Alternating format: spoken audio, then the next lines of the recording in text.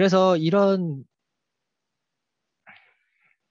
그걸 바탕으로 아까 제가 말씀드린 컨텐츠 4사분면에서 작품을 만들 거냐 상품을 만들 거냐에 대한 경계를 자유롭게 넘나들어야 되는데요. 근데 작품을 만들든 상품을 만들든 저는 이 세 가지 원칙은 꼭 지키셨으면 좋겠어요.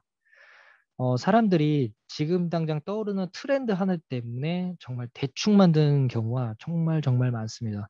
1년 후에는 자기가 어떤 컨텐츠를 만들었는지 기억조차도 못하면서 단순히 그때 조회수를 위해서 혹은 어떤 개인의 욕심에 의해서 시작하는 경우가 되게 많은데요.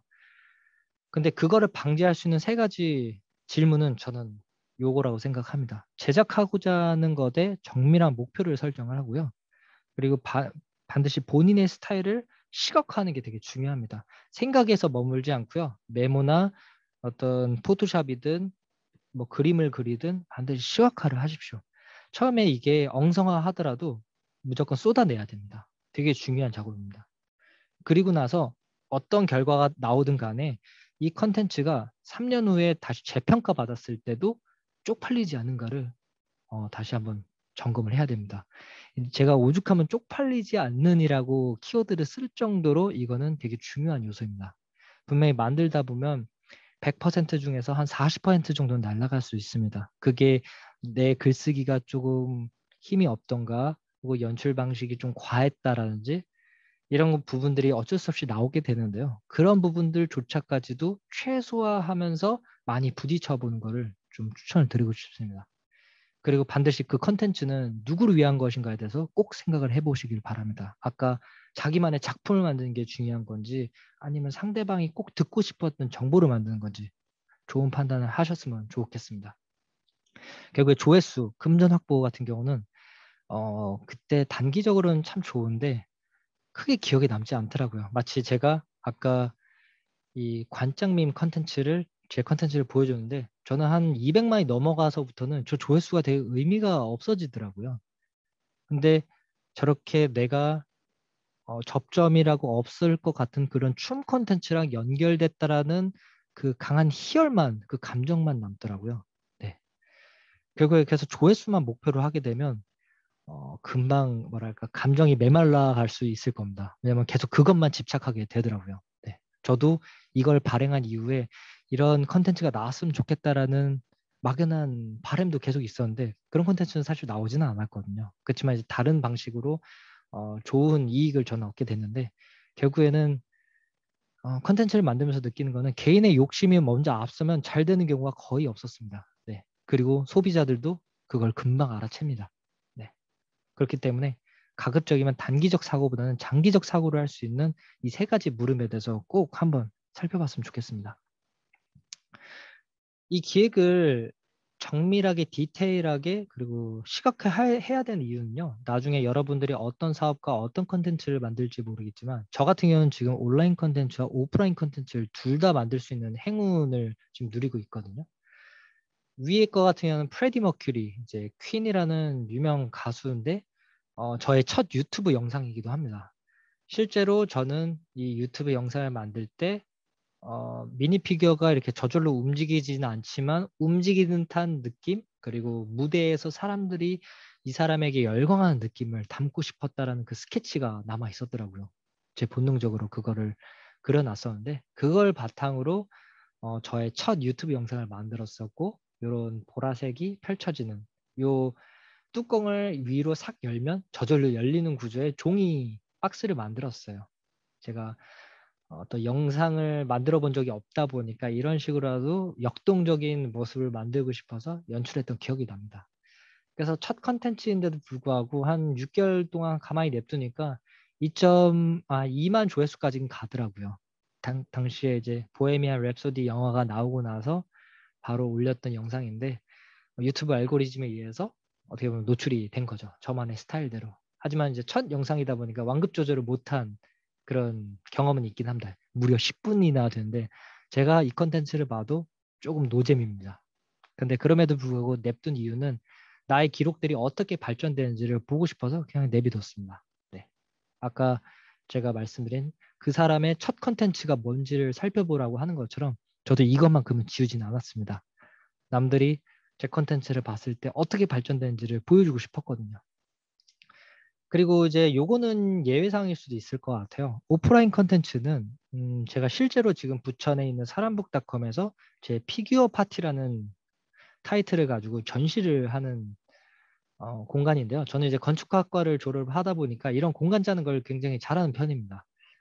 그래서 이 아무것도 없는 공간에서 내 피규어를 어떻게 자랑할 것인가, 그리고 여기에 놀러 오시는 분들이 어떻게 자랑을 하고 와 여기 신기한 공간에 왔다라는 그 자랑 인증, 그런 것들을 구체적으로 상상을 했었거든요. 그래서 다행히도 제가 생각한 대로 사람들이 같이 움직여주고 참여해주고 하는 그런 결과물들이 나왔는데요. 결국에 이런 온라인 컨텐츠든 오프라인 컨텐츠든 정확하게 나오려면 진짜 미칠 정도로 되게 디테일하게 짤 수 있어야 됩니다. 그게 어떤 3D 툴로 명확하게 표현하든지 아니면 빠르게 이렇게 스케치를 통해서 기획할 수 있어야 됩니다. 꼭 저처럼 이런 스타일로 하지 않더라도 자신의 생각에 머물러 있던 그런 것들을 다 무조건은 바깥으로 꺼내는 작업들을 꼭 하셨으면 좋겠습니다. 기획의 핵심입니다. 그래서 저는 이런 기획을 바탕으로 실제 제 컨텐츠를 어떻게 어떤 원칙으로 시작한지를 좀 알려드릴게요. 저는 제 원칙입니다. 다른 분들한테는 안 먹힐 수도 있어요. 그렇지만 각자만의 대원칙은 찾아야 됩니다. 네. 저 같은 경우는 아까 말씀드린 대로 피규어를 다루는 사람입니다. 그렇다 보니까 저는 이제 사진을 많이 찍어본 사람으로서 흡입력 있는 사진의 특징들은 사람의 눈이 잘 나오는 경우이더라고요. 근데 피규어도 사람의 형체를 한 모습이니까 사람의 눈, 코, 입, 그리고 표정들을 반드시 잘 살리는 사진으로 좀 신경을 많이 썼습니다. 설사 여기 위에 있는 어머니와 아들이 이 사진을 보는 관찰자를 보지 않더라도 이 시선이 여기로 갈 수 있게 하고, 정작 이 터미네이터라는 영화 주인공은 이 사진을 보는 감상자를 볼 수 있게 만드는 구조를 만들어 놨거든요. 저는 그런 설계를 해서 이런 이미지가 나왔고, 이 오른쪽에 있는 가로 이미지도 보면 실제로 이 둘은 싸워야 되는 이미지이기 때문에 이 얼굴은 실제로 봤을 때 이 사람을 보는 게 정상입니다. 근데 그럼에도 불구하고 저는 고개를 꺾으면서까지 이렇게 사진을 연출할 이유는 이 사진을 보는 사람들에게 이 얼굴도 보게 하고 저 얼굴도 보게 하는 효과를 좀 노린 겁니다. 어떻게 보면 체류 시간을 더 높이게 하는 거죠. 한 사진을 보더라도 이거 보고 땡일 수도 있는데 얘 표정도 보고 이 표정도 보게 만드는 겁니다. 그래서 어떻게 보면 저의 숨은 의도가 컨텐츠 감상자와 심리적으로 소통할 수 있게 만드는 겁니다. 특히 터미네이터를 본 사람들이라면 더 몰입감 있게 볼 수밖에 없을 겁니다. 그리고 눈치를 채셨는지는 모르겠지만 제 이미지는 한정된 공간에서 이 피규어 하나하나가 차지하는 면적이 생각보다 큽니다. 되게 어떻게 보면 크게 찍은 건데 카메라를 어떻게 보면 피규어보다 더 낮게 찍었기 때문에 피규어가 많이 커 보이는 효과가 있어요. 저는 이 원칙을 굉장히 많이 적용하는 편입니다. 왜냐면 피규어는 4cm밖에 안 되는 작은 물건이기 때문에 우리 사람의 시선으로 보면 정말 장난감처럼밖에 보일 수밖에 없어요. 근데 저는 장난감이지만 살아있는 듯한 느낌을 살려주고 싶었기 때문에 이 카메라 시점을 활용해서 더 크게 보이는 효과를 좀 이용을 한번 해봤습니다. 이게 어떻게 보면 제가 정하는 나만의 대원칙, 피규어 얼굴은 반드시 전면에 노출시킨다라는 거를 거의 비껴나가지 않습니다. 특별한 경우를 제외하거든요. 심지어는 아까 말씀드린 이 얼굴을 드러내는 작업들을 이렇게 많이 퍼뜨리는 경우도 있습니다. 왜냐하면 사진의 맥락에 따라서는 어쩔 수 없이 한 곳으로 바라볼 수 없는 상황도 있어요. 영화 연출상요. 오히려 이 로봇들이 이 로봇의 표정처럼 정면을 바라봤다면 오히려 무서웠을 겁니다. 근데 제가 아는 이 터미네이터 3라는 영화에서는 이 장면 자체가 모든 인간을 학살하는 장면이다 보니까 여러 군데로 총을 쏘는 게 핵심이었습니다. 그래서 시선을 분산을 시키되 얼굴이 다 잘 보일 수 있게 계획 설계를 했습니다. 어떻게 보면 기획을 정확하게 한 거죠. 그래서 한 사진을 보더라도 체류 시간을 높이게 하는 겁니다. 이 사진을 제가 중점적으로 얘기한 이유는 뭐냐면요. 영상에도 결국에 똑같이 적용이 되더라고요. 영상을 계속 보게 만드는 그 힘이 뭔지를 이런 체류 시간을 높이는 게 요소가 뭘지를 한번 잘 분석을 해보는 게 되게 중요한 것 같습니다. 심지어 최근에 만든 저의 오징어 게임 관련된 유튜브 영상조차도 처음에는 사진을 왼쪽처럼 찍었어요. 이 사람의 시선은 죽은 사람을 끌어가는 시선이 있다 보니까 어떻게 보면 여기에만 이제 머물게 되는데, 저는 한 장의 사진을 더 찍어서 편집을 해서 교차 편집을 했습니다. 그래서 아마 이 유튜브 영상 링크를 보시면 이 사람을 끌고 가다가 갑자기 우리를 향해 쳐다보는 느낌의 영상을 제가 연출을 했거든요. 좀 무서움을 느끼게 하는 거죠. 너도 죽고 싶냐? 라는 그런 표정을 저는 이제 여기에 담은 건데, 이런 식으로 사진이더라도 영상화할 수 있는 작업들을 연출 및 기획을 좀 신경을 많이 쓰고 있습니다.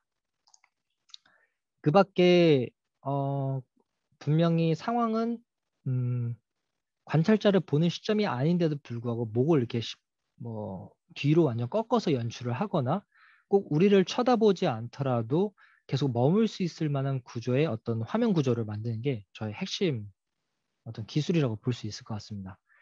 예를 들면 저는 이제 사진 컨텐츠를 많이 하다 보니까 영상보다는 항상 역동성이 떨어집니다.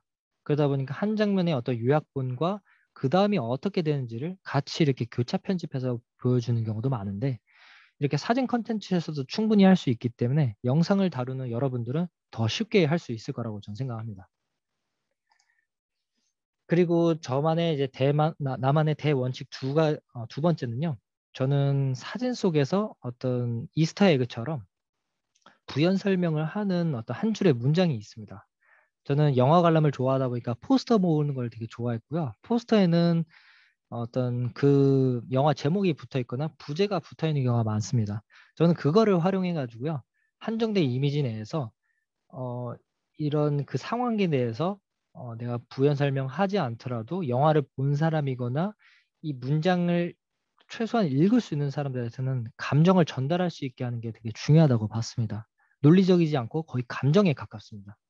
항상 너였다라는 거를 뭐 사진으로 표현한다든지 사람이 왜 울고 있는지에 대해서도 어, 그 문장을 한 줄의 문장으로 설명을 한번 해주는 거죠. 그리고 혹은 이 상황을 이 영화를 본 사람이라고 하면 이 사람이 말한 짧은 문장이 어떤 걸 의미하는지도 알 수 있게 공감대를 만드는 게 저희 키포인트 중에 하나입니다. 어떻게 보면 명대사를 언급을 하거나 내가 느꼈던 감정의 한 줄의 문장을 이제 부가하는 거죠. 심지어 이렇게 복잡한 이미지 속에서도 그 한 줄의 문장을 자연스럽게 담기 위해서 제작한 경우도 있습니다. 이 영화를 보신 분들이라면 굉장히 어지러운 장면이라는 걸 아실 수 있을 겁니다. 이 미러라는 거울 효과처럼 서로 반사되는 그런 현실의 공간을 저는 이제 이미지로 만든 거였는데, 이 간단한 한 줄의 문장조차도 이미지에 잘 어울리게 배치하게 구성을 한 거죠. 어떻게 보면 이것도 되게 굉장한 기획 능력이라고 저는 생각을 하는데, 제가 이제 담고 싶었던 이런 명대사들을 단순히 일직선을 넣을 수 있음에도 불구하고 이미지에 최대한 잘 어울리게 배치를 한번 해보는 거죠. 이것도 이런 식으로 한번 시도를 한번 해보는 거고요. 그래서 저는 어떻게 보면 영화 관람이라는 그런 아까 테마를 가지고 히어로 콘텐츠를 연출하는 걸 굉장히 좋아했는데, 아까 제가 롤 모델 크리에이터 찾기라는 툴을 가지고 저라는 사람 한번 비유를 해봤어요. 레고 피규어를 가지고 한 줄의 메시지 혹은 당찬 히어로 느낌을 담고 싶은데, 그걸 영화 포스터 같은 느낌을 담고 싶었어요, 항상.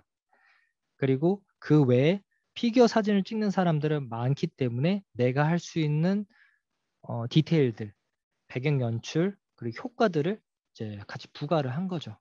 어떻게 보면 이 세 이미지는요, 아마 제가 각각 그 캐릭터에 대한 이해도를 아는 상태에서 어떤 세로형 포스터를 만들거나 인스타그램 정사각형 형태를 만들거나 아니면 유튜브 같은 가로형 형태의 이미지를 한번 제작해 본 사례인 거죠. 이렇게 세 개를 다 가져온 이유는요.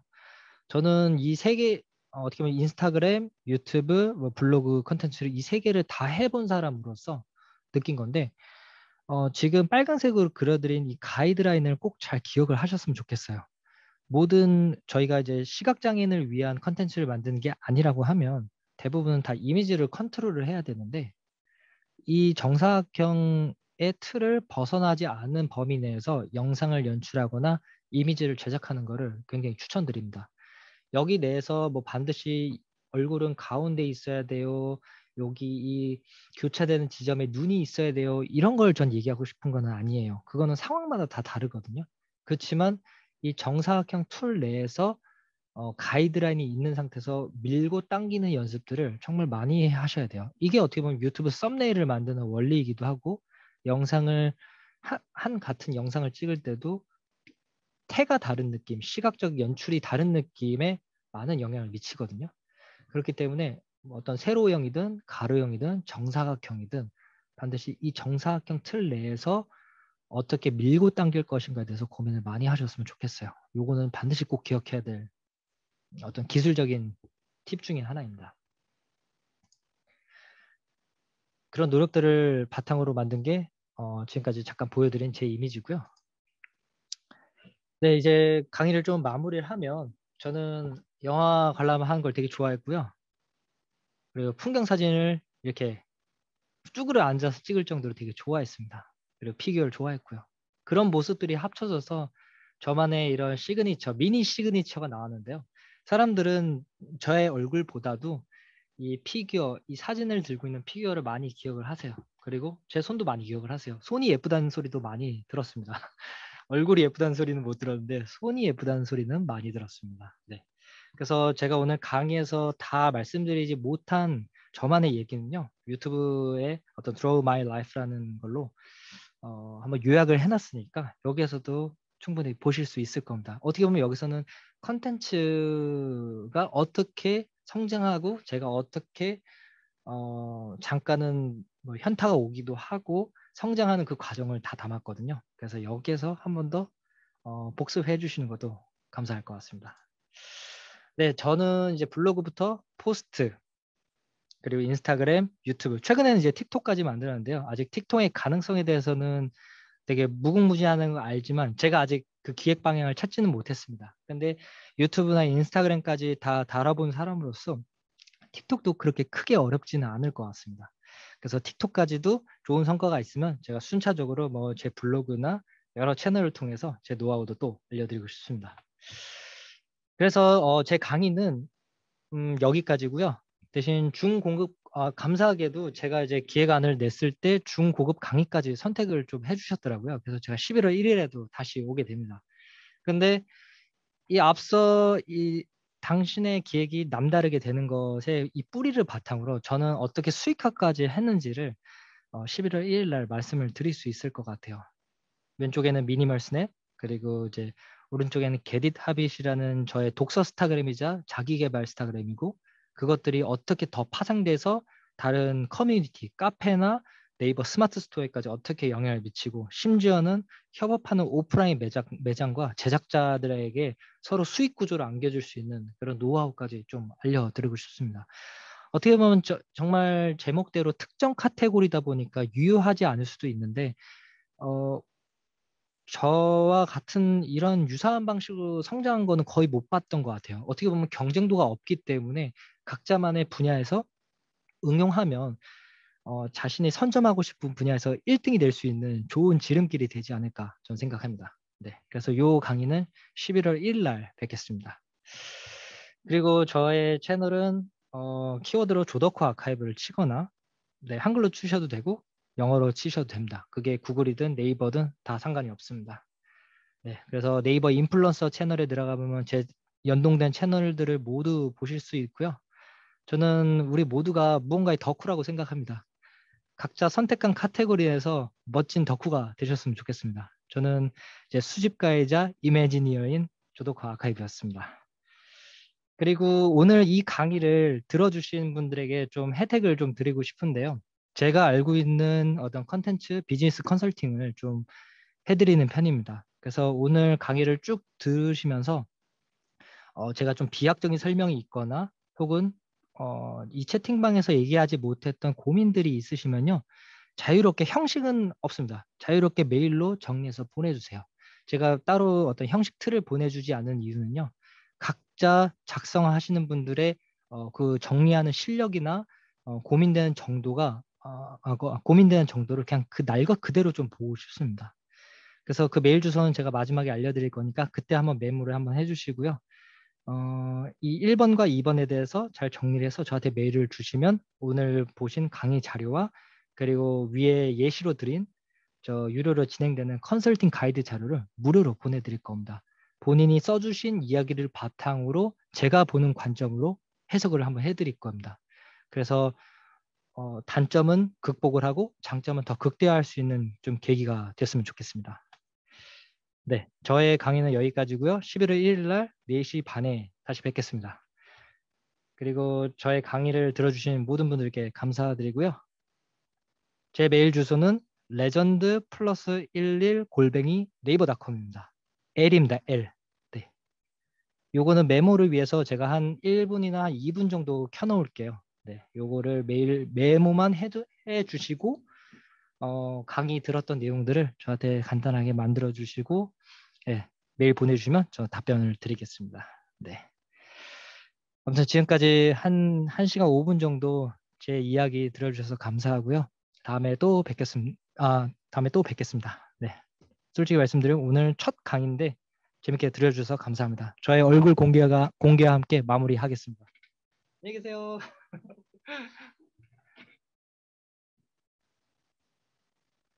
안녕.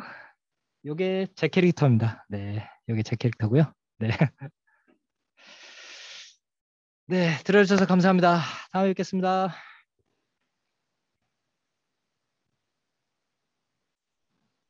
요 화면은 30초 후에 끄겠습니다. 메모 꼭 해주시고요. 메일 보내주실 분들이라면요. 네. 네, 맞습니다. 레전드 플러스 11 골뱅이 네이버닷컴입니다. 캡처 하셔도 좋고요. 혹은 메일이 생각이 안 날 때는 조독화 가입 이렇게 하셔도 됩니다. 예, 질문 예시 다시 보여드릴게요. 네, 오늘 강의 들으면서 궁금했던 것 그리고 본인이 평소에 고민하는 것들 그게 컨텐츠 자체든 아니면 그걸 수익화하는 비즈니스 과정이든 어떤 거든 좋습니다. 제가 아는 범위 내에서 최대한 다 알려드리겠습니다. 네. 그리고 저는 실제로 요 뭐 미니멀 스냅, 주도크 아카이브, 게딧 하빗, 그리고 네이버 카페 황금지식, 그리고 뭐 네이버 카페 브릭동네에서도 자주 활동하고 있기 때문에요. 여기서 보시게 된다면 여기서 질문 남겨주셔도 됩니다. 네. 여기서 보면 더 반가울 것 같아요. 네. 그래서 오늘 강의 들으면서 궁금했던 것, 그리고 평소에 고민했던 것, 네, 남겨주세요. 제 메일 주소는 레전드 플러스 11입니다.